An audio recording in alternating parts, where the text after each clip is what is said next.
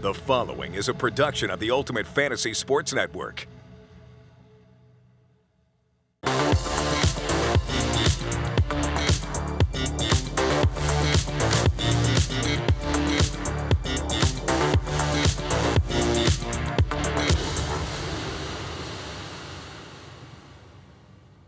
Welcome back to the UFHL Now. I'm your host, Kyle Hall.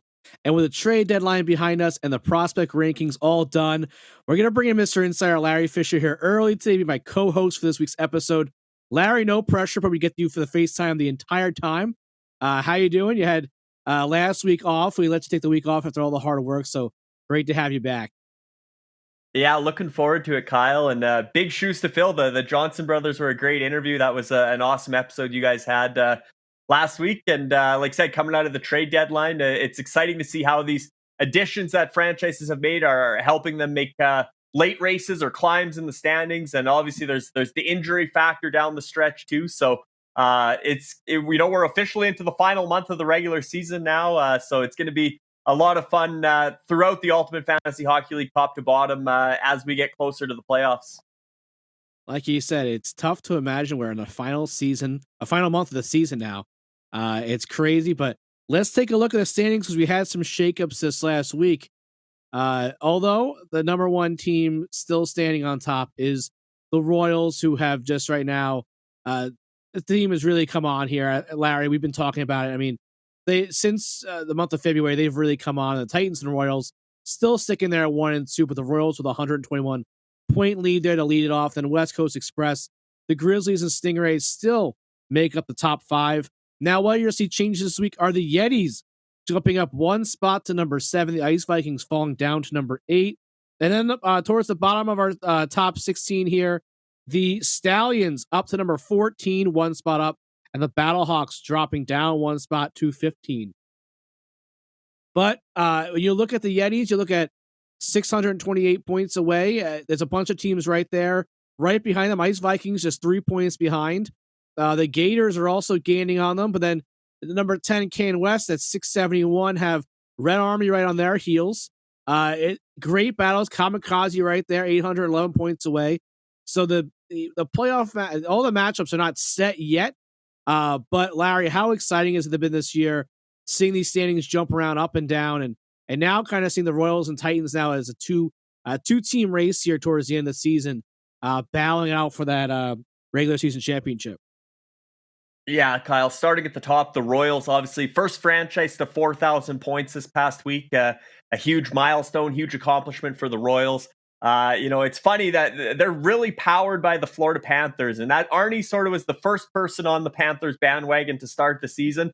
But then guys like Ben Sherratt get traded to the Panthers, who was on the Royals trade block. They pull him off. He's been getting points as a Panther.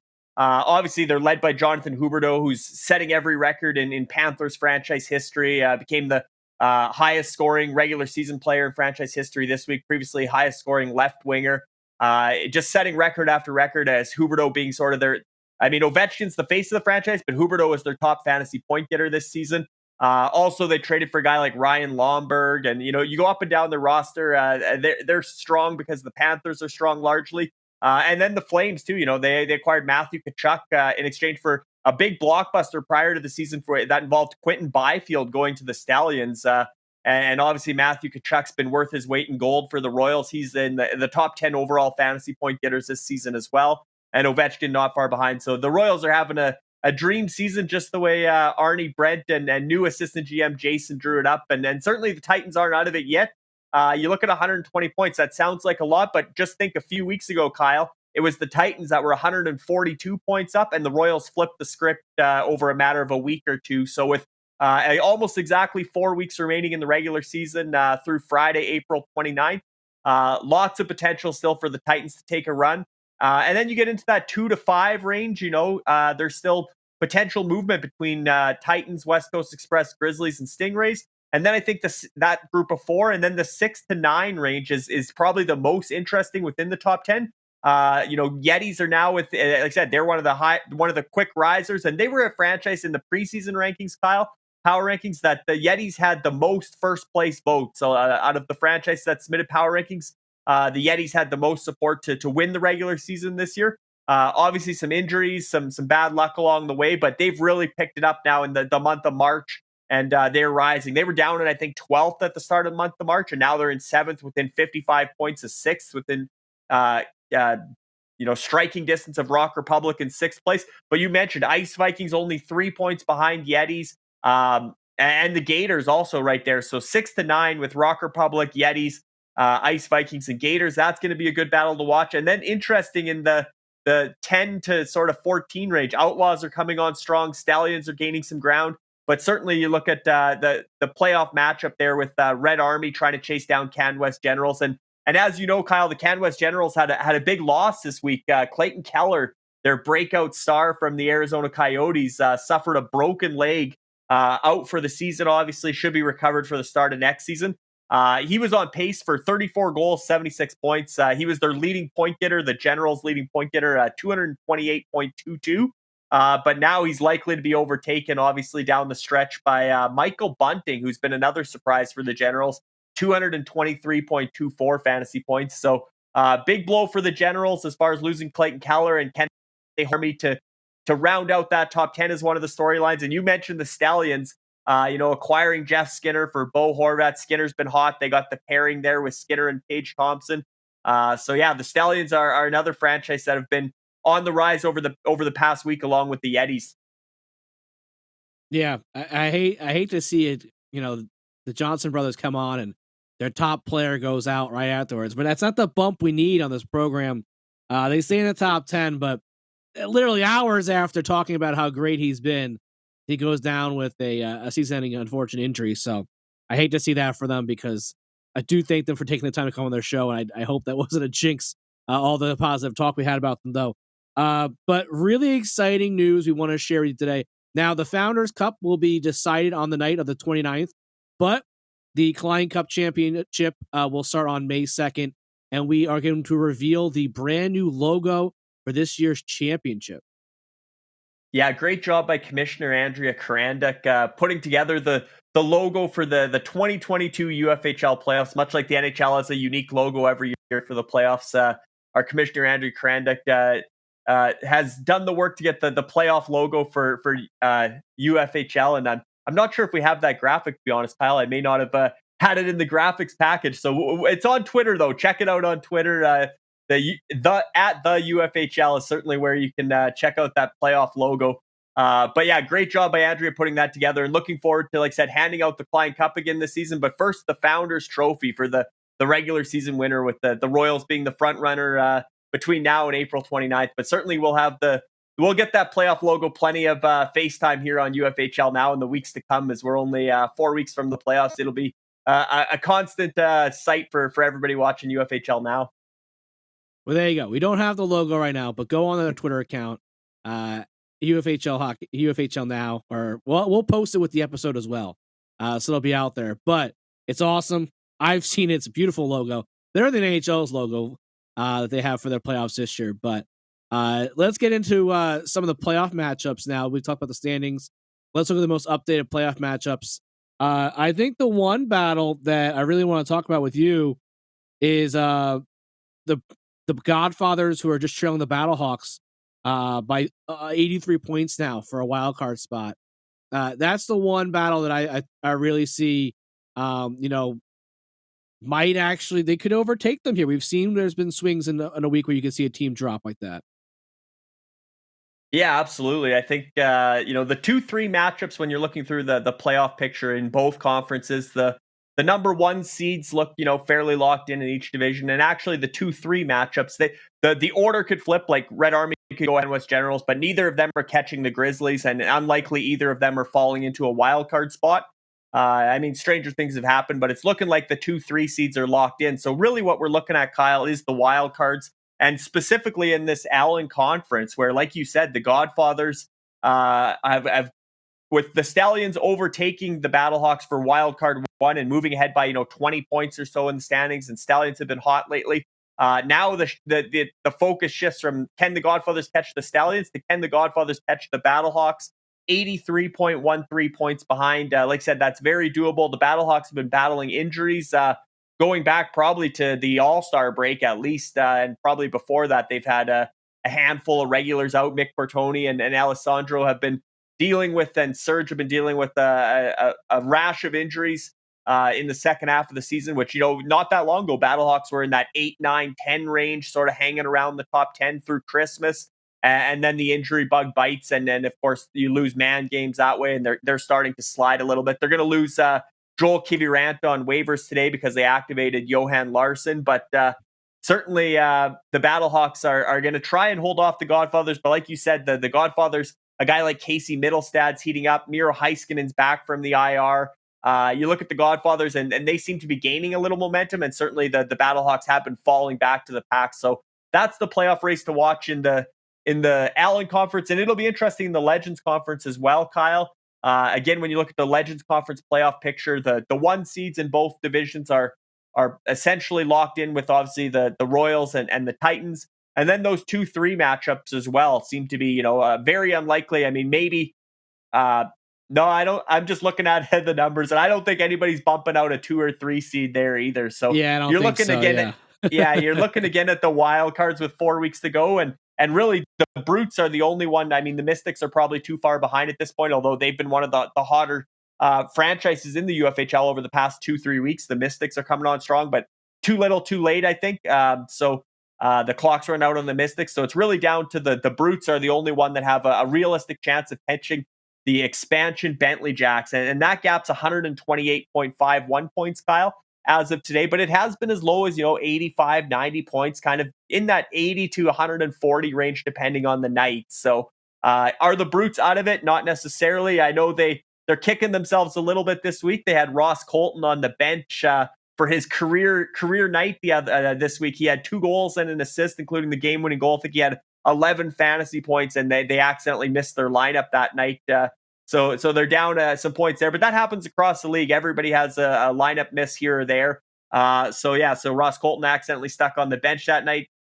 They would have been obviously within, closer to 100 points than 120 had he been in the lineup. But overall, the Brutes have made a strong push in the second half, again, getting healthy. Sidney Crosby missed time at the start of the year. Rupe Hintz had a slow start. He's been on fire, obviously. So the Brutes could potentially push the Bentley Jacks, but I think the Bentley Jacks are probably breathing fairly easy. I don't think they're too stressed about the Brutes at this point with 4 weeks to go, but certainly the Bentley Jacks need their big guns. They, Nicklas Backstrom has to get hotter. Semyon Varlamov has to stay hot. And they certainly need their 2 ringers, Patrick Kane and Nikita Kucherov, to continue to push the pace and put up those 10-point nights so that they can keep that 100-point gap on the Brutes. So yeah, really the matchup we're watching more than any other is going to be that Allen Conference wildcard race between the Battlehawks and the hard-charging Godfathers. If they do fall 10 points back, that'll be rough. That'll be rough to know that was an easy 10 points to get there. And yeah, like you said, we'll talk about Nicklas Backstrom a little later on. A rough week for the Capital Star Center. That obviously does not help their cause, their playoff time for the Bentley Jacks. But, speaking about that, let's get into our top who's hot and who's not this week. We'll start with our who's hot. First up on the who's hot list, we have none other than Connor McDavid, the Yeti star and pretty much NHL, the best player in the NHL. Connor McDavid, 32.63 fantasy points in the last 4 games, 5 goals, 3 assists, and 8 points. Larry, we could probably put him on this list almost every week. We're going to see him a little later on, too, for a monthly award. But Connor McDavid, just an absolute beast, and obviously a major reason why that Yetis franchise is doing as well as they are this year. Yeah, when Connor McDavid's your franchise player, you're going to be a contender year in and year out, and certainly Scott Lowatter's built a deep roster for the Yetis as well. But McDavid, I believe he's the first star in the NHL this week as well. Scored his 40th goal of the season, first player to 100 points. The list goes on and on of his accomplishments, both in his career and in this season specifically. But if you know Connor McDavid, all that matters to him is getting the Oilers into the playoffs, hopefully getting home ice advantage in that first round matchup. Looks like it'll be the Los Angeles Kings as an opponent, so they'll be battling for home ice down the stretch in that 2-3 matchup in the Pacific Division. And then certainly the Oilers haven't been out of the first round in a number of years. There's a lot of pressure from the fan base, from the media. I'm sure from ownership on down with Daryl Cates to get to that second round and to hopefully get out of the Pacific Division. Battle of Alberta potential in the second round if Calgary comes out of their matchup. Calgary, Edmonton second round would be awesome for the NHL, awesome for the province of Alberta, and certainly awesome to follow the Connor McDavid and the players that would be involved in the UFHL come those playoffs as well. But yeah, Connor McDavid, the face of the franchise for the Yetis, and no surprise he's on the Who's Hot list. Yeah, the Yetis would love to see extended playoff time from him. Next up, Aleksander Barkov, the Strong Island star. This guy, one of the most underrated players in the NHL, 29.04 fantasy points in the last 4 games, 5 goals, 3 assists, and 8 points. A great week for the Strong Island star. Barkov and Huberdeau, I mean, they're unbelievable. They are one of the, I mean, the tandem of the two of them, it almost rivals McDavid and Draisaitl in production. And it's crazy to say they're underrated. But when you do talk about stars in the NHL, those are two names that don't come off everyone's mouth right away.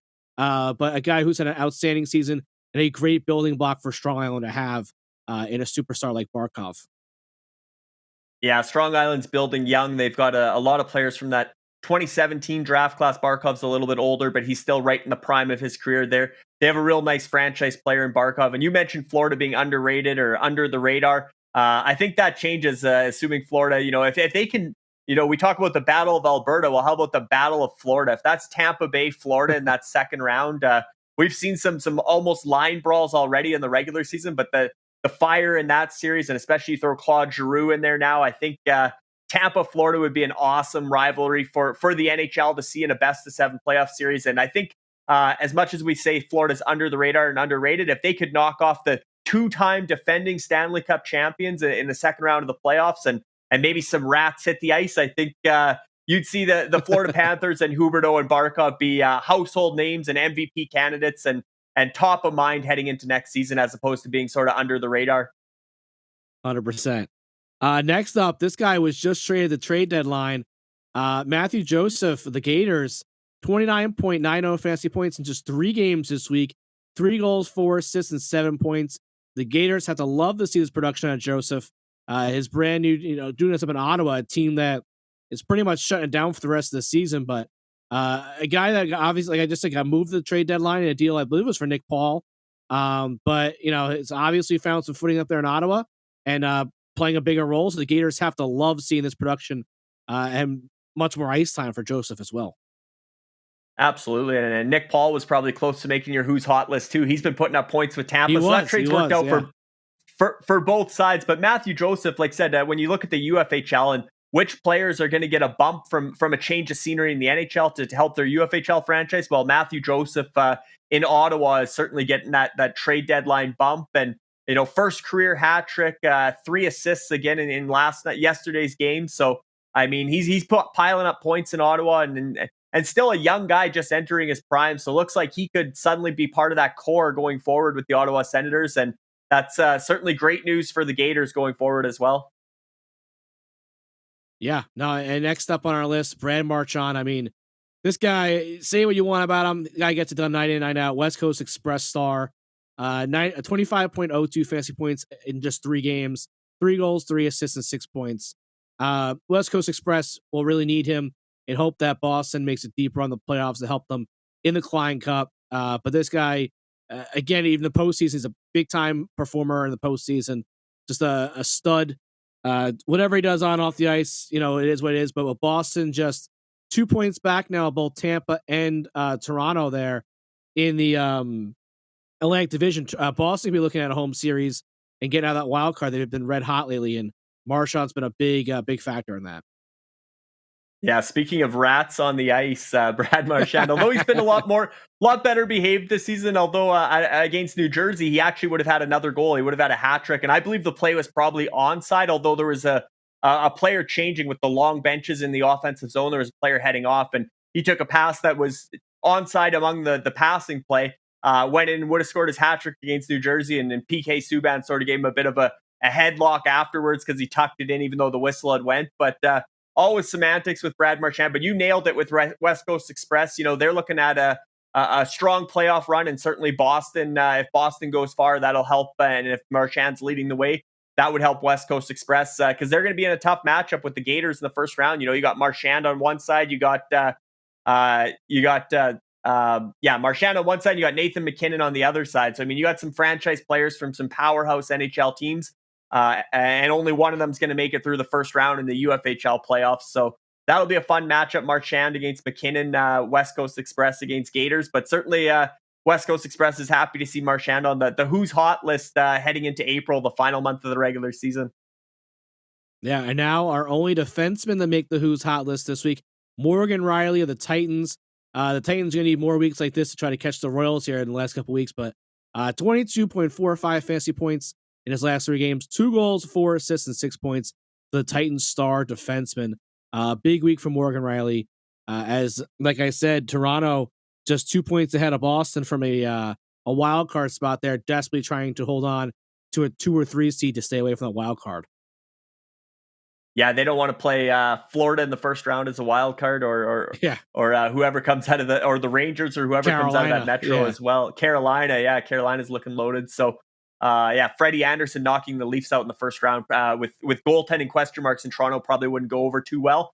But nonetheless, Morgan Rielly, you mentioned the Leafs, and there are a handful of Leafs on the Titans roster. So certainly if the Leafs have a strong finishing kick, that increases the Titans' chances of catching the Royals, whether it's Morgan Rielly or William Nylander, or, I think Rasmus Sandin's still hurt. But they have a number of Leafs on the Titans roster, as well as some Colorado Avalanche. Obviously, if Morgan Rielly's not on the Who's Hot list or the defenseman of the month, then you're probably looking at Cale Makar as a real candidate from the Titans as well. So a nice 1-2 punch on the back end with Makar and Rielly for the Titans, and certainly Morgan Rielly was the standout this week.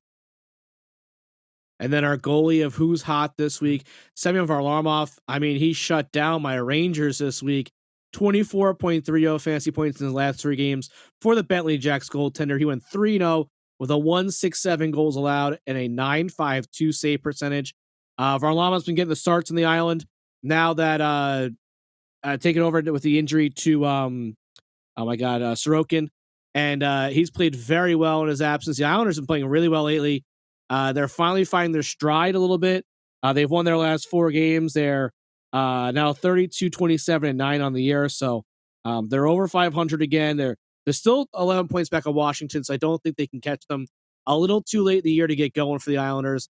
They had a rough go, obviously, early in the year with, I think it was 13 road games in a row because of the opening of their new arena. They had COVID issues. They had a lot of scheduling problems this year.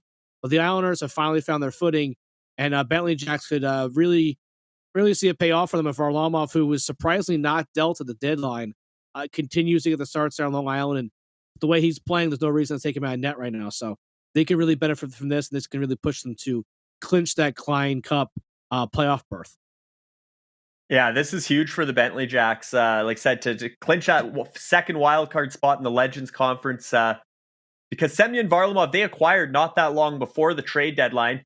Funny story here, Kyle. They actually acquired Semyon Varlamov from the Ice Vikings in exchange for Mikko Koskinen. And when the Bentley Jacks acquired Semyon Varlamov, there was a lot of trade rumors around he might go to Edmonton. So they thought, okay, well, let's trade Koskinen away, who's currently Edmonton's sort of de facto number 1 goalie at that time because Mike Smith was hurt. Let's trade Koskinen for Varlamov and hope we end up with Edmonton's starter after the trade deadline. Then, of course, it came out that Varlamov wouldn't waive his no trade or no move clause to go to Edmonton. And there was still lots of talk. Maybe he goes back to Colorado. Maybe he goes to Washington where he got his start in his career. There was some potential scenarios of a Varlamov trade, but ultimately he stays with the Islanders. Like I said, now Ilya Sorokin goes down for an injury, and Sorokin's been such a bright spot for the Islanders, even though they've had a rough season or out of the playoff race. He's been one of their bright spots. Sorokin really establishing himself as a number 1 goaltender in the NHL. But the ball comes back to Semyon Varlamov, and he's really ran with it this week as far as shutting the door for the Islanders with 3 wins, 952 save percentage. And like you said, the Bentley Jacks weren't getting many points, fantasy points from their goaltending. Jarl Halak had a win finally last week, and now Semyon Varlamov's heated up and ends up on the Who's Hot list. So if the Bentley Jacks can get adequate goaltending down the stretch or above average goaltending, then I would say they're a lock for that second wildcard spot in the Legends Conference. And who knows what happens in the playoffs, because it's looking like Halak and Varlamov looks like neither of them will make the playoffs, even though they were both potentially traded to on the trade block in the NHL to go to playoff teams. Neither of them moved. Vancouver's fading from the playoff race in the West, and obviously the Islanders are out in the East. So it'll be interesting to see what Bentley Jacks do in the UFHL playoff draft as far as addressing their goaltending there. But down the stretch, they're gonna lean on Semyon Varlamov now, and as long as Ilya Sorokin's out for the Islanders, hopefully Varlamov can stay hot for the Bentley Jacks. He's got to watch out for Corey Schneider now, who just picked up his first win in the NHL in 2 years with the Islanders. That tells you how hot the Islanders are. They're getting wins from Corey Schneider, of all people. So, who funny enough, beat the Devils, which is for all my Devil friends. That's a tough go there, seeing their former castaway goaltender beat them for his first win in the NHL in 2 years. Now let's get into the who's not hot list this week. We touched on him before. Bentley Jacks, Nicklas Backstrom, negative 1.28 fantasy points in the 2 games he played this week. Kept off the score sheet and a -4 rating. Now Bentley Jacks got good goaltending, but now unfortunately a player who was a blockbuster trade for them not getting it done this week. They're going to need him to really show up here, not only at the end of the season but into the playoffs, and hope the Capitals go on a run so they can keep their star center. Yeah, pros and cons for the Bentley Jacks in this week's who's hot and who's not segment. Obviously, Backstrom not hot, and certainly a guy that they acquired to have that $30 million top line. The UFHL full cap system, honoring all the NHL cap hits. So you got Kucherov, Backstrom, and Patty Kane as your top line. You need all 3 of those guys going if they're taking up basically over 1/3 of your salary cap. You're at $82 or $81.5 million salary cap, and you got 30 million tied up in 3 guys. You need those 3 guys firing in all cylinders every week. And maybe for the Bentley Jacks' sake, maybe Nicklas Backstrom is pacing himself a bit for the playoffs. But like I said, the Islanders are only 11 points back, likely too much to overcome. But again, stranger things have happened. So hopefully for the Bentley Jacks' sake, Nicklas Backstrom and the Washington Capitals can get back in the win column, and Backstrom can be a big part of that on the score sheet down the stretch here. Now, I do have to warn anyone who is a part of the Yetis franchise or a fan of the Yetis to turn off this program for the next 2 minutes, and then we'll come back because you're not going to want to see the next 2 members of our Who's Not Hot list. But first off, Brock Boeser, negative 0.03 fantasy points in the last 3 games, 0 goals and 0 assists, a -4 plus-minus rating for the Yetis star forward. Bad week for him. And then next up on the list, we'll quickly go to their second member on this list before we get over to Larry's thoughts on the Yetis franchise. But next up, Cam Atkinson, the Flyers star forward, 0.32 fantasy points in his last 3 games, 0 goals, 0 assists, and a -4 rating. Obviously, Philadelphia has had a tough go, but although they gave my Rangers a great game last night with some great goaltending play and snuck out a shootout win. But Larry, 2 tough players for the Yetis to have, 2 of their best forwards have rough weeks, a bad time in the season to have that happen. Yeah, and this has been the story for the Yetis all season, Kyle, is one guy gets hot and another guy goes on the not list. And obviously Connor McDavid, like I said, expected to be on the who's hot list more often than not. A guy like Yegor Sharangovich from the Devils had a hat trick this week for the Yetis, has really picked up his play in the second half. He's been part of their resurgence. But then you have guys like Brock Boeser and Cam Atkinson that tail off. And even a guy like David Perron's been hot or productive consistently lately. So when you look at that roster, it's so deep. A guy like Victor Olofsson starts to pick up the pace or has a couple good games and a not so good game.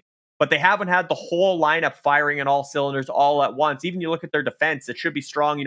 1 week John Klingberg's good, the next week Neil Pionk's good, and then the next week Ryan Suter's good. But they're never all hot at the same time. And if they were, I think the Yetis roster is built that on a Saturday night or the final night of the regular season, Friday, April 29th, there's 15 games in the NHL, 30 teams involved. All the UFHL franchises will have full lineups. Let's see who puts up the biggest point total. On a lot of those really busy nights where there's 12 plus games in the NHL, the Yetis are 1, 2, 3 at the top. And if they ever had all their guys firing on all cylinders, I think they're the one franchise in the UFHL that could potentially hit 100 points in a single night. So that potential is still there down the stretch. There's lots of busy nights, but again, with the Yetis this season, it's been some guys are hot, some guys are cold, and this week a guy like Brock Boeser getting cold at the wrong time of the year when Vancouver was still in that playoff race and within 3-4 points at one point of the final wildcard spot, and you need a guy like Brock Boeser who was in the trade rumors leading up to the deadline. JT Miller was sort of taken off the block, but Brock Boeser, Connor Garland, those guys were on the trade block, and Vancouver stuck with them and tried to, they only traded away Tyler Mott, and they tried to give the rest of the core a chance to push for the playoffs under Bruce Boudreau. And then you have guys like Brock Boeser that lay a goose egg in a week, in an important week for the Yetis and for the Canucks. So disappointing for the Yetis, but overall, like I said, they're up to 7th now in the standings, moving up from 12th just a month ago. So they're on the rise with the overall depth of their roster, but they can't seem to be all clicking at the same time to really take that jump and be that top 5 franchise, top 3 franchise that a lot of people expected on paper heading into the season. I remember on paper at the beginning of the year how I thought they were. I think when we did our preseason ratings, I had them, I think, top 3. So very impressive roster. Like you said, they just have to get everyone gelling together at one time for that to work. But next up on our list, and now if you're a Capitals fan as well, on top of a Yetis fan, you're not gonna like this list. And it usually happens, Larry. We have a team that goes out there and has a couple stinkers in a week. They lost 5-1 and 6-1 this week. So obviously the Caps players didn't have a very good fantasy production week. So we'll see a few of their players on here. But next up on our list is Godfather star defenseman John Carlson. Just 4.4 fantasy points in the Caps 2 games this week. 0 goals, 0 assists. But a whopping -5 plus-minus rating for one of the best defensemen in hockey. Not something you see very often from John Carlson. The Godfathers, I'm sure, aren't thrilled with his production, but obviously a team that, and you get beat 11-2 combined score this week, it's going to happen. But not a good time for the Godfathers, who are chasing that final wild card spot. I'm sure they don't want to see their star defenseman take that. Just put up a 0.4 fantasy points in a week. Yeah, when you look on paper, Kyle, the Godfathers might be another one of those franchises that are underachieving on paper. You look at the guys they targeted in the offseason. They acquired John Carlson, they acquired Miro Heiskanen, they acquired Carter Hart. Those were 3 guys that were really going to help the Godfathers take a step forward into that playoff picture in the Gretzky division and in the Allen Conference. And those guys have had very inconsistent seasons. John Carlson probably more consistent than Heiskanen and obviously Carter Hart. But some of their key acquisitions haven't necessarily panned out to the level of their potential. So yeah, John Carlson, Miro Heiskanen, and Carter Hart. If the Godfathers are going to make a run, those guys that they acquired to be franchise players and cornerstones, they need to step up in this final month and really lead the Godfathers into the playoffs and potentially overtake the Battlehawks. Or we keep picking on the Battlehawks. The Stallions are only 20 points ahead of the Battlehawks, so the Godfathers are still within 103 points of the Stallions as well. So if the Stallions tailed off for a week or two, the Godfathers could reel them in as well. And then there's still 4 weeks to play. But certainly John Carlson, Miro Heiskanen, and Carter Hart have to be a big part of the Godfathers stretch run if they're going to make that playoff race that much more interesting. Now the next defenseman on our list is a guy who I think has actually had a pretty good year. Watching a fair share of Devils games, Ryan Graves, the former Avs defenseman, also in the Rangers organization as well. But the Grizzlies' young defenseman had a rough week. 0.85 fantasy points in 3 games this week. 0 goals, 0 assists, a -5 rating for Ryan Graves. But a guy who I think might be one of the most consistent defensemen that the Devils have had this year, with the struggles of Dougie Hamilton and PK Subban's just up and down play. And obviously, we also, as Subban did last night, going after Wahlstrom, which was a weird move for Subban, a guy who usually ducks and runs away from fighting, runs after a young skill player, which was interesting there. But Ryan Graves has been a guy who I think has been a positive mark for the Devils this year, and I'm sure the Grizzlies are happy. A guy who can fill up the score sheet with shots on net, hits. He can do a lot of the dirty work for defensemen, but obviously a rough week for him. But I'm sure the Grizzlies overall probably like what they've seen from Graves this year. Yeah, Damon Severson from the Brutes has also been a bright spot on the back end for the New Jersey Devils. Too, yeah. But yeah, when you talk about Ryan Graves, and here's a funny story, Kyle. Off-season meetings, plus minus. Actually, Dean Millard, our good friend Dean from Duckmans, proposed to remove plus minus as a scoring category, get rid of it, get it out of the scoring system. And actually, Mark Yates, who is the general manager of Dynasty, made a case to keep plus minus and how valuable it was, and how it was a stat that certain players negotiate a higher salary, and then their contracts in the NHL are actually based partially on their plus minus rating. And the player he used as an example was Ryan Graves. Ryan Graves gets a bigger contract for his shutdown ability, but also He's consistently a plus player. He's among the league leaders in plus minus. So to see a -5 in the last 3 games for Ryan Graves, he's not on the ice for too many goals against. He's kind of like a Jacob Slavin type guy, although maybe not quite as offensive. Slavin's having a bit of a breakout offensively, but we talk a lot about those sort of defensive shutdown guys, and when we talk about getting rid of plus minus, the argument is you're hurting the value of a guy like Ryan Graves, who actually has a higher cap hit in the real world and more value in the real world because of his consistently strong plus minus ratings. So a tough week for Ryan Graves and the Grizzlies, but like I said, overall, I think the Grizzlies are pretty happy with Ryan Graves. They'd acquired him when he was in Colorado. They really liked him there. I believe he was paired with Samuel Girard, and obviously Girard's also having a down year and injuries for the Brutes, but he misses his partner in Ryan Graves. But certainly Graves has had a fairly strong season. Another one of those sort of under the radar, underrated players with New Jersey, and certainly for the Grizzlies. And then last up on our list, our last capital we can pick on today, Vidic Vanick, the goaltender of the Royals, minus 4.60 fantasy points in the 2 games he played this week. -4. Never wanted to have a -4 production for a week. He went 0-2 with a 5.45 goals allowed, a 7.81 save percentage. Very rough week. Again, I think Capitals fans are probably wondering why they didn't make a move for a goaltender at the trade deadline, as they are holding on to that last wild card spot there in the Eastern Conference. And I think the Royals obviously are probably loving it because Vanek's to get most of the looks, I would think, down the stretch. We'll see if they want to switch it up. They have like 4 goalies there that could possibly see some ice time there in Washington. We'll see who they do pick. Our guy Furcal is also, I think, a little bit. Fucali is also in the mix there. UFS digital athlete. We'll see if he gets any playing time down the stretch. But the Royals, obviously, tough week for their young goaltender. But obviously, they're not too dependent on him down the stretch. But I think they want to see a better production out of him.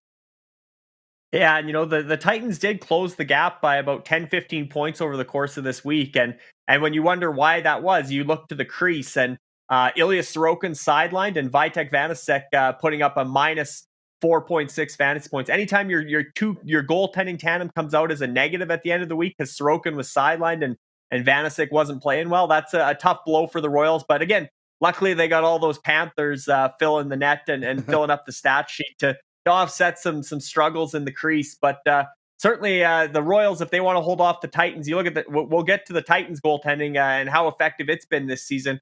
But certainly, Vitek Vanacek has to improve. And you mentioned it, that was somewhat of a surprise, although again, Vitek Vanacek would need to clear waivers to go down, and do they trade Ilya Samsonov? But for Washington, it's or do they carry 3 goaltenders on the active roster? It's a tough position, but there was a lot of talk of a guy like a Semyon Varlamov or Marc-Andre Fleury was in the mix potentially to go to Washington, which would have been very strange to see him potentially playing Pittsburgh in the first round with a Capitals jersey on. But there were scenarios where Washington was exploring the goaltender market leading up to the trade deadline. They stuck with Samsonov and Vitek Vanacek, and certainly the Royals hope that Vanacek's actually been the better of the two throughout the year. He's sort of emerged as the number 1 in Washington, and like we see with a guy like Ville Husso in St. Louis, he's had some down weeks as a young first time they've really been carrying the ball or the workload as a starter in the NHL. So give Vanacek maybe a couple games off here to reset and hope he can be a key figure for the Royals down the stretch, because he has been a big part of their success to this point in the season, just not this particular week. Yeah. All right, now let's get into our elite prospects players of the week. Now, we've heard from all 3 of them already, but Connor McDavid is your forward of the week. The Yetis forward had 32.63 fantasy points. Semyon Varlamov, who we've touched on a few times, is the goaltender of the week from the Bentley Jacks with 24.30 fantasy points. And the Titan star defenseman, Morgan Rielly, is your defenseman of the week, clocking in at 22.5 fantasy points. Now, we also have our elite prospects players of the month. So first off, our forward of the month is Connor McDavid. Surprise, surprise. The Yetis forward had 92.62 fantasy points for the month of March. Our defenseman of the month, I think this is no surprise. The guy's been a player of the week every week of the month, but Roman Josi, who it's going to be a tight Norris Trophy matchup or battle between him and Cale Makar. with the Kryptonite Star defenseman wins the Defenseman of the Month. And then the Goaltender of the Month, another guy who's been the Goalie of the Month, Goalie of the Week so many times, Jacob Markstrom of the Gators with 63.18 fantasy points. I mean, he's been a beast for the Gators. And then the Rookie of the Month is Connor Jeanette of the Mystics, who we touched on, have had been coming on as love lately, 52.95 fantasy points. But Larry, let's look at some of these other races that we got going on. Our top 5 rookie leaders in fantasy points, Connor Jeanette leading the way, but a very strong crop of rookies behind him.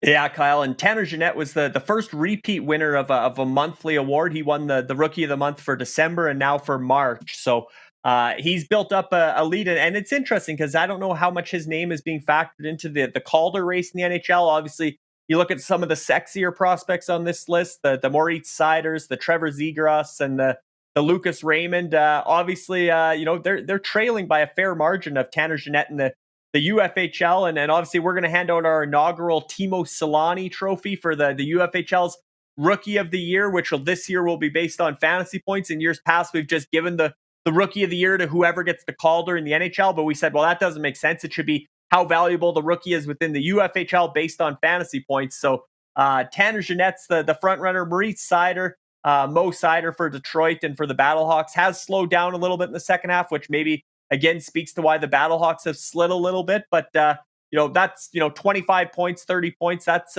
you can make that up. I guess 30 points. You can make that up in 3 games, 3 10-point games. So Mo Seider could make a run for it yet. Michael Bunting, the other name on this list, obviously has been riding shotgun with Matthews and Marner a lot of the season in Toronto, but seems to be a real good fit with his hometown team in Toronto and putting in a lot of, finishing off a lot of nice plays for the Generals as well. So, I think Zegras and Raymond are obviously probably too far behind to catch up, but I would say Seider has the best chance of challenging Tanner Jeanette down the stretch. But certainly, like I said, I don't know how many people have Tanner Jeanette as the top name on their Calder Trophy ballot, but maybe he deserves a lot more credit for not only what he's doing for the Mystics, but also the Nashville Predators in the NHL, who he's been a big part of their run.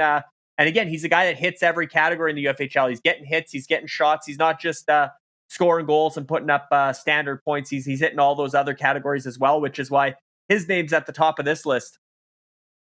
Yeah, he can score. He can drop the gloves. He hits. I think I said Connor Jeanette because I got Connor McDavid written down on top of his name, but Tanner Jeanette, obviously. No, I watched a couple of Nashville games. He's great. He's all over the ice. He's very noticeable, and especially in that Stadium Series game. He was all over the ice in that game. Next, let's take a look at the top 5 goalie tandems we have going on in the UFHL. Here's the top 5. Here's the top 5 goalie leaders first. Jacob Markstrom leading the way right now. Yeah, and Jacob Markstrom has been lights out for Calgary, as well as the Gators acquired him. Matt Gunn did last offseason, and obviously he's been solidified their goaltending for the Gators, and Ryan Schmelzer and the Conacher brothers and the Conacher family are very happy to have a face of the franchise in net with Jacob Markstrom. UC Saros with the Outlaws has had a really good season for Nashville. Another one of the reasons, along with Tanner Jeanette, why Nashville's in the playoff picture in the NHL. And then, Tristan Jarry, that was an interesting trade for the Yetis. They traded Mackenzie Blackwood and some other pieces to acquire Tristan Jarry from the Tornadoes. That obviously, they have Tristan Jarry and Mike Smith. Mike Smith, potentially could have been Edmonton's starter, but has battled injuries. So Tristan Jarry's had a great season. And obviously your guy, Igor Shesterkin with Red Army, is right there too. So you look at the top 4, Kyle, are separated by 10 points, less than 10 points, just under 10 points.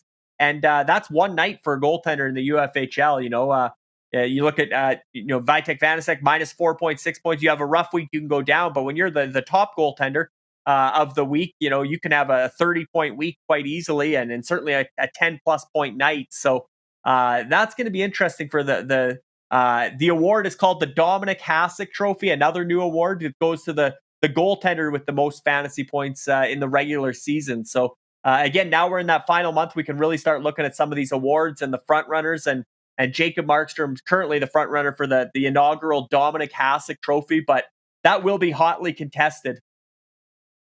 Yeah, unfortunately, my guy Igor Shesterkin has had a rough couple games here. It's been a rough 7-game stretch for Igor, and didn't let in a cheap goal last night against Philadelphia, the one that you don't see him usually let up. But it's like you said, that's a good battle there. But now let's look at. I think we have the tandem graphic as well. I think we have the tandem graphic. Here we go. The Titans leading the way here, and obviously, you look at the teams that are listed here. All these teams are playoff teams. What really shows goaltending leads you to the promised land of the playoffs. But the Titans obviously have had a fantastic season. Their goalie tandem is a major force behind that. Yeah, and so this trophy is called the Bauer Sawchuck Trophy for the best tandem, the top two goaltenders combined that are your regulars for your roster. And yeah, this is going to be a big battle. And the funny thing here, Kyle, is the Titans would actually be leading by 13.56 points more. So they would be at 400 points right now if they were running with Jake Ottinger, who has 13 points, 14 points more than Anton Forsberg in Ottawa. But Forsberg was a waiver claim in a huge bidding war prior to the season. I think they spent $300 to get Forsberg, or maybe it was 200 and some, but they spent a lot to have Forsberg as their backup. And he's had a great season in Ottawa. He's a top 30 goaltender in the UFHL this season. And obviously Andrei Vasilevsky, you can't say enough about him as their number one, but they would be at 400 fantasy points if they ran with Jake Ottinger. We saw a similar scenario last season, Kyle, where Red Army actually kept Igor Shesterkin buried on their protected list until the final month. And by that time, the Ice Vikings had overtaken them, and it was too little too late when they waited too long to call up Igor Shesterkin. They were just stashing him down there because he was waiver exempt last season, and they didn't want to bring him up and waive somebody else that they ended up losing on waivers after the trade deadline anyway. But funny story there with Forsberg and Ottinger, but certainly next year you have to. Ottinger's no longer waiver exempt for next year, so the Titans goaltending going forward, Vasilevsky and Ottinger, that's going to be a great tandem for the Titans. You look at the Outlaws, 30 points back, and if you're looking at a franchise that could potentially take a run for the Bauer Sawchuck Trophy, I think you're looking at the Outlaws, because UC Saros has been pretty consistent, and actually Montreal under Marty St. Louis is winning, and Jake Allen is back playing. Allen was injured a lot of the year. Now that Jake Allen's back and seems to be getting 50 save wins, that's like 12, 15 points a night. So that 30-point deficit, the Outlaws could take a run at the top goaltending tandem in the UFHL. And certainly, again, Sorokin and Vanacek, tough week, but they're right there at number 3 overall.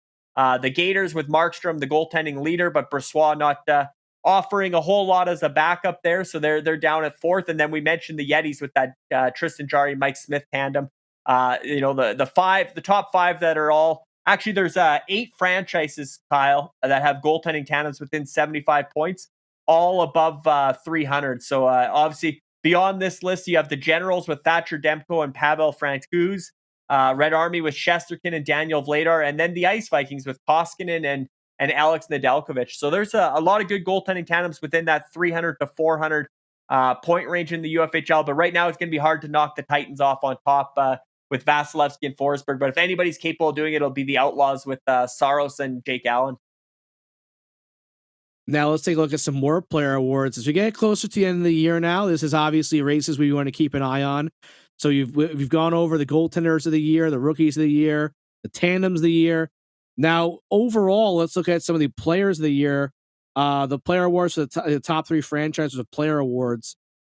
These are all guys who are going to bring home some hardware. And the Gators leading the way there at Jacob Markstrom with 7 weekly and 2 player of the month awards. Roman Josi, who is a one-man wrecking crew for the Crypto Knights at the defensive end, with 5 weekly and a monthly. I mean, most of that is just March in general. Connor McDavid, obviously just 1 a monthly, 2 weekly and 2 monthlies, and Cale Makar, the Titans, bringing home 4 player awards with 3 weeklies and 1 monthly. All these guys, Larry, are up for individual awards as well, so no surprise they're bringing home weekly and monthly player awards. And you mentioned Roman Josi with the Crypto Knights, Kyle. 3 weeks running, he was the defenseman of the week. Knocked off by Morgan Rielly this week of the Titans. But yeah, he was 3 weeks in a row. 3 of those 5 weeks were the previous 3 weeks that he was the defenseman of the week in the UFHL. So he's been a big part there. And when you think of these guys, keep them in mind when casting ballots for the franchises for the Wayne Gretzky Trophy, which goes to our regular season MVP. Franchises at the end of the regular season will submit 5 names each across the league of players that they felt were the most valuable player to their franchise, or like it is in the NHL with the Hart Trophy, most valuable player, same voting criteria as the Hart Trophy. We call it the Wayne Gretzky Trophy, obviously. But I think these four names, Markstrom, Josi, McDavid, and Makar, have to be in mind when casting that ballot. And you look at the overall fantasy points leaders. That's where, McDavid's almost at 400 fantasy points for the year. He's number one. Draisaitl's at 370 of the Grizzlies. He's number two. Jonathan Huberdeau, we talked about, is that rounds out the top three at 358. So, and then Austin Matthews, bit of a drop off after that. Austin Matthews down at 336 are sort of the top four overall fantasy points thus far. But then you look at Roman Josi, 330 or 329, and Jacob Markstrom's at 262.1. They're the top forward and top defenseman and top goaltender, respectively. Markstrom and Josi, no surprise there.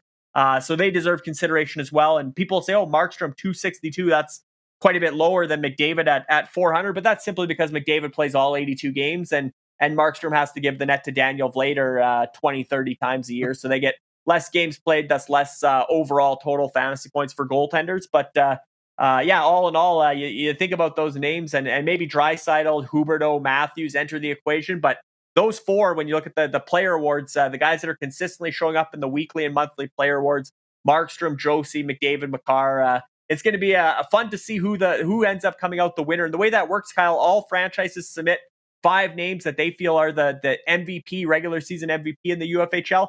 Admin tally them up, and if there's a tie for the most points on that 1 to 5 scale, then the franchises will vote again on. They'll do a vote as a tiebreaker. It'll be a franchise vote among the 32 franchises, but that's the system they're using. And like I said, entering the final month, it'll be interesting to see if any of those players emerge as the real front runner for the inaugural Wayne Gretzky Trophy as regular season MVP. And hard not to go with Connor McDavid, 40 goals, first 100 points.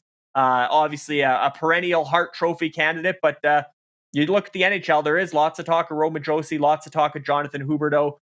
So it'll be interesting to see where the UFHL franchises go with their inaugural Wayne Gretzky Trophy. But those are the players that are showing up consistently in weekly and monthly awards. And Kyle, every time they win a weekly award or a monthly award, $5 worth of score coin to the franchise that has that player, rosters that player, and $5 worth of score coin equates to a free trade. So you look at a guy like Roman Josi, he's brought home 6 free trades. Jacob Markstrom, 7 free trades. So they're helping in a lot of ways, those players, for their franchises in the Ultimate Fantasy Hockey League. It'd be kind of fitting if one of them was traded for that, huh? That'd be pretty funny. But and that got us thinking, how about the franchises themselves who are earning all this score coin? Who is on the top 3 of those franchises earning this money? But the Gators leading the way with 8, like you said, Crypto Knights with 7, and the Godfathers with 7. So the Godfathers and Crypto Knights, 2 teams that you probably wouldn't think are going to be leading the way here for player awards by the franchises. But Roman Josi getting it done 6 times, and the Godfathers, crazy enough, they got 7 of them, and only Tony DeAngelo's won it twice. And they got Chris Kreider, Mikko Rantanen, and John Carlson also chipping in there for their 7. So pretty impressive for them having that spread out over a few different players. And the Titans, West Coast Express, and Yetis all tied with 6 there. It tied for 4th place. But the Gators leading the way. Jacob Markstrom, obviously, the big contributor there, 7 times. And Nathan McKinnon bringing home 1. But yeah, I think a little bit of a surprise, right, Larry, seeing those franchises on top there? It's a great point you made, Kyle, that 2 non-playoff, as of today, two franchises that would miss the playoffs have generated a tie for the second most revenue among weekly and monthly player awards. So that speaks to not trading away your franchise player. I'm sure the Crypto Knights had lots of offers for Roman Josi, probably for Frederick Anderson, guys like that. But and likewise, the Godfathers, they made big moves. They acquired Chris Kreider from the Ice Vikings in the offseason because the Ice Vikings were exceeding with new contracts kicking in, they had to cut cap space. Chris Kreider was a salary cap casualty for the Ice Vikings. They acquired, all 4 of those players were acquired in the offseason, but Mikko Rantanen came from Red Army, John Carlson they acquired. So you look at what the Godfathers did, and again, just unfortunately, they've been underachieving at times throughout the year, but overall, those 4 players have been a big part of their success, going from kind of an also ran to a serious playoff contender and a wild card threat this season. But you're right, the Gators on top, Markstrom doing all the heavy lifting there with 7 awards, Nathan McKinnon with 1, and then Kryptonite's Roman Josi with 5 awards, 6 awards, and Frederick Anderson with 1. So interesting how that works out. And one thing, Kyle, through this point in the season, through heading into the final month of the season, 27 franchises have won player awards to date. Only 5 franchises still seeking their first award. Those are the Assassins, the Blizzard, Duckman's Domination, the Monarchs, and the Warriors. So with 5 weeks to go, or 4 weeks to go in the regular season, we hope that some of those 5 franchises, and then also obviously the April Player of the Month awards as well. So hopefully between those 4 weeks and the Player of the Month awards, those 5 franchises can get rid of the goose egg and score a player award as well. But overall, I think it's a good way for parity and to reward franchises that are maybe not in the playoff race to hang on to their don't decimate your roster, hang on to your star players, because you still have a chance to win some score coin along the way through player awards, and certainly cover off some free trades for next season, because all these awards are paid out as part of the prize pool payout at the end of the season. Well, Larry, I'm sure they appreciate you calling them out like that and putting that on blast for them. So I'm sure all those franchises really appreciate you doing that. But I think I've had all of them in my top Who's Hot list. So, maybe that's a little bit of a consolation prize for them, knowing that they are being recognized by the program. But maybe we'll hear about that in the Telegram chat, I'm sure, later on. But I know there's no real insider segment. It's been great having you for the entire episode. I think we'll probably roll this way through the playoffs because there's no trades or anything happening. So we enjoy seeing your face. But any insider advice, though, going into the playoffs? Yeah, there is. And the insider advice is the waivers in the final month of the season. Now, once you're within 30 days of the end of the regular season, any players that clear waivers are thus exempt through the end of the regular season, which also means they're exempt to be from your playoff roster. You don't have to roster them in the playoffs. So, for example, we saw the Bentley Jacks with Martin Ferk of the Los Angeles Kings, who's back in the AHL, and the Outlaws with Rielly Nash of the Tampa Bay Lightning. He's down in the AHL as well. They put those 2 players through waivers. They cleared, and that way they don't have to roster them for the playoff draft, because now we're in that home stretch.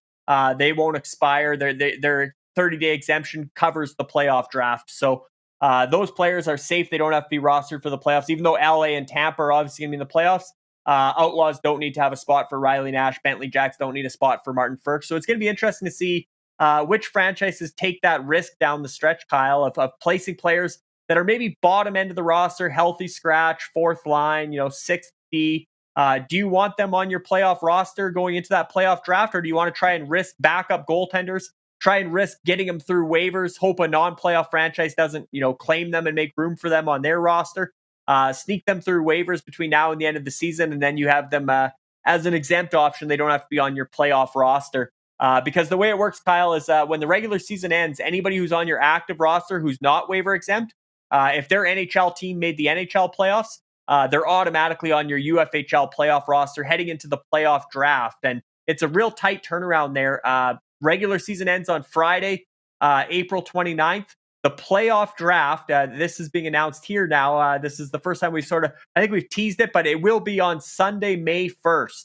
Likely a 1 p.m. Eastern start. So for everybody listening, clear your calendar for Sunday, May 1st. If you're a member or a GM of the 16 franchises that are going to be in the UFHL playoffs, you need to be available for that playoff draft, because otherwise, you don't want to auto draft the playoff draft. Put it that way. All 16 franchises need to be present on Sunday, May 1st, and the playoffs start already on Monday, May 2nd. So between Friday and Monday, we got to get all the playoffs set up in the UFHL.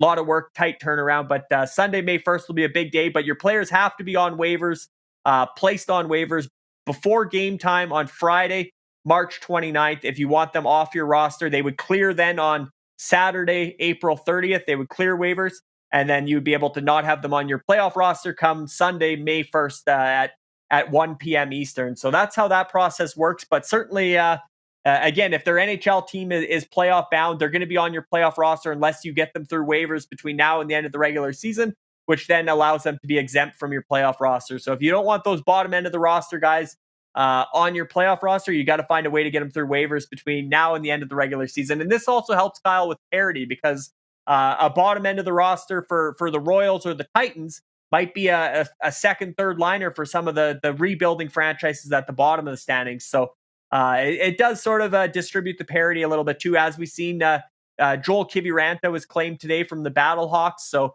there will be some playoff franchises losing some depth players down the stretch as they have guys coming back from injury, or they're trying to sneak guys through waivers to allow them to be exempt from the playoff draft. There you go. That's some good advice right there. That's a little game of cat and mouse there to see if you can get some guys through. If anyone's not available for the playoff draft for a fee, I will draft your team for you. Just know that I take zero responsibility if that team does not do well in the postseason. But yeah, another important date to announce, the midseason meeting. Do you want to go over the update of that and what is going to be discussed on topic there? Yeah, we haven't finalized the date and time, but it's likely to be the weekend of April 16th and 17th. So not this coming weekend, but next weekend. Either the Saturday or the Sunday, probably again at that 1 p.m. Eastern start time. Seems to work good. We got some European GMs, obviously, that are 6 hours ahead of Eastern time, so you can't really do an evening, and you don't want to go too early morning for the West Coasters that are 3 hours behind Eastern time. So that 1 p.m. Eastern seems to be a sweet spot on either the Saturday or Sunday there, the April 16th, 17th weekend. As far as the agenda for the midseason meeting, the topics include the entry fee for next season. That's the only real decision that gets made at midseason meetings, Kyle. All other changes and proposals happen in the offseason, but the entry fee is certainly a big talking point. Last season was $1,000 USD, and that will be the minimum for this season. Again, for next season, it's always, you don't want the prize pool going down from one year to the next, so the minimum will be the same, $1,000 USD. And then the franchises will be able to vote based on a percentage of the prize pool from this year. Do they want, 2%, 5%, 10%? What do they want from this year's prize pool, or however those percentages work out? We'll give them a few options to vote on, whether they want the status quo $1,000 entry fee, or if they want to raise it in any percentile increment going into next season. And then obviously the prize pool update is a big one, because now at the trade deadline, March 21st, that prize pool capped for, it's a progressive prize pool. Every transaction has a fee in the UFHL, whether it's a trade, a waiver claim. There's always fees, and a percentage always goes to the prize pool, but that caps at the trade deadline. So the prize pool capped almost 300,000 score coin as of March 21st. And now we have to, go revisit the algorithm and sort of show how those payouts would go, because there's a revenue sharing system. All 32 franchises get a cut of the regular season. And then obviously some prize pool goes to the playoffs as well, and as well to all these player awards. So just basically a prize pool breakdown, you could say, of how it's going to work out. And then the one thing that might be voted on or might be of interest is the athlete payouts. One thing that is very unique to the UFFS platform is the athletes that contribute fantasy points that are UFFS digital athletes. You mentioned Zach Fucali. Carson Kuhlman scored an empty net goal last night for Seattle, had 2 points. He's on the Ice Vikings protected list. Obviously, the Monarchs have Ethan Bear. The North Stars have Braden Schneider. I'm forgetting one here. Brad Malone is also a UFFS digital athlete. He was called up with the Oilers for a while, had a goal in the NHL. A real feel-good story. Those athletes are going to get something of a payout. The franchises may have a say in the percentage of the prize pool that goes to those athletes, but a big part of why the athletes join the platform is they're going to get, their fantasy points that they contribute are going to be rewarded based off a percentage of the prize pool. Will go to the athletes, and then the athletes will split that percentage based on so they'll get a total amount to the athletes, and then those athletes will split it based on their percentage of fantasy points amongst themselves, whoever signed up for the platform. So that'll be coming out of the prize pool as well. The entry auction algorithm is always a big thing. We didn't actually have one for the preseason rankings, but hopefully we'll have one prepared for the midseason rankings that the scouts just put out, to sort of give franchises a projected minimum bid, so that there is a window after the playoffs where you can trade prior to the draft, just like we see in the NHL. Lots of trades around draft time of draft picks. Well, now they're going to see, okay, well, if Shane Wright goes first overall and I want Shane Wright, this is approximately what the minimum bid will be, or this will be what the minimum bid would be if Shane Wright goes first overall. What the 5 franchises bidding for first overall, where they would start, the starting price would be for that bid. And when they see that, if that's out of their price range, out of their budget, then they have that window to trade their pick or whatever the case, right? But it'll sort of set from 1 to 64 for the entry auction to to the projected minimum bids, and then we'll do a final rankings in June to update that algorithm as things change a little bit down the stretch for these prospects. And then obviously the algorithm finalizes, Kyle, with the NHL selection order. So 1 to 64 in the actual NHL draft. We base that algorithm off those 64 prospects. But we like to give the franchises a little bit of a heads up, some prep time, as if the draft plays out according to the scouts' rankings, here's what those minimum bids would be, so they can budget and prepare and trade up, trade down, whatever, to the range that they feel comfortable spending, or at least starting the bidding war. So that's going to be on the agenda. And then obviously just the playoff draft preview, like the things we just talked about, the waivers rule, the how the leasing works, the leasing system overview. So a lot of things are new this year. We've changed the playoff system a little bit. In years past, Kyle, if your player was knocked out, you just went with less players the next round, right? You would just, so in the final last year, we had Red Army because they had drafted so many Montreal players. I think they had 11 players, and the Gators only had 4, including Matthew Joseph when he was with Tampa Bay. But they only had 4 players left, the Gators, and obviously they got outmanned and outgunned by Red Army with 11 versus 4. So the way it works this year is if you advance, you can fill your empty spots on your 23-man roster. You can take along any players from the franchise that you eliminated. So if Red Army defeats the CanWest Generals in the first round of the playoffs, any of the CanWest Generals, if Toronto advances and Michael Bunting advances, Red Army can essentially poach or lease Michael Bunting from the Generals for the next round. So it's going to be a little awkward because you're going to actually be cheering for the team that knocked you out. You're going to jump on their bandwagon and cheer for them the rest of the way because they're going to have your players. And if they win the next round, you're going to get a little kickback from leasing revenue from that second round when your players are helping the team that knocked you out. So the rivalries will be alive and well when you're head to head. And then afterwards, you're going to jump on the bandwagon and cheer them on. But we'll go over the playoff draft rules, the leasing system, sort of an overview of how it's going to work this year. And that'll be, like I said, on that April 16th or 17th on that weekend. Not this coming weekend, but next weekend.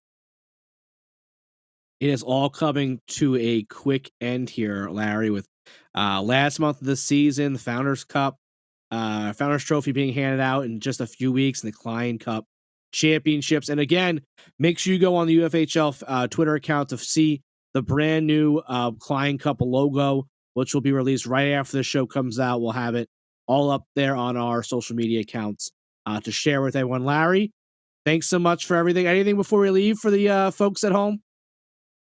No, Kyle, like I said, we'll make sure we get that playoff logo in here for next week, and we'll see if there's any change in the playoff picture, because again, there's some battles going on. We'll see how much ground the Godfathers can make up this week. We'll see if there's any flips in the wild cards as far as the Stallions and the Battlehawks, etc. It'll be fun to follow this playoff race over the final 4 weeks. Yeah, we'll keep an eye on the playoff races and the battles there for the wild card spots, and also these close battles for the Players of the Year awards as well, as we last couple weeks here. It's crazy. I cannot believe we're in the month of April and it's closing. I think some teams, I know last night the Rangers in Pittsburgh, we were talking about it, only 12 games left for those two franchises. So a lot of teams are under 15 games left, which is crazy to think. And this year it's been crazy. Not only in the UFHL, but in the AHL as well. And it's been quite the ride so far. But Larry, thanks so much for joining us this week, as always. And thank you to everyone who's tuned in at home. And we'll see you next week.